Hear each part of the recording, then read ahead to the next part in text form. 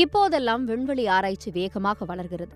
சிலியில் உள்ள வெராசி ரூபின் வானூர்தி உலகிலேயே மிகப்பெரிய கேமராவை கொண்டு வானத்தை படம் பிடித்து காட்டுகிறது.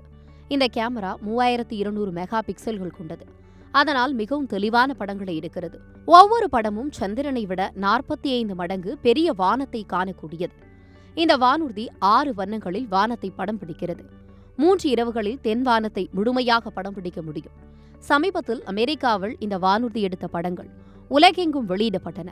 அவை பல 100 சிறிய படங்களை சேர்த்து உருவாக்கப்பட்டவை. இதனால் நட்சத்திரங்களும் நெப்யூலாக்களும் தெளிவாக காட்சியளிக்கின்றன. இந்த வானூர்தி அடுத்த 10 வருடங்கள் முழுவதும் 3 இரவுகளுக்கு ஒருமுறை தென் வானத்தை முழுவதுமாக ஆய்வு செய்யும்.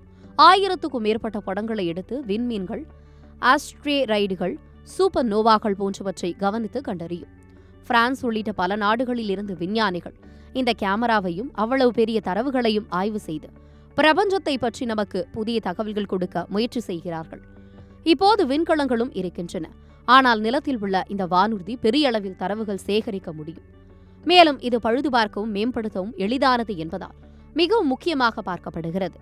இதன் மூலம் வெராசி ரூபின் வானூர்தி நம் பிரபஞ்சத்தை பற்றிய புரிதலை அதிகரிக்க உதவுகிறது.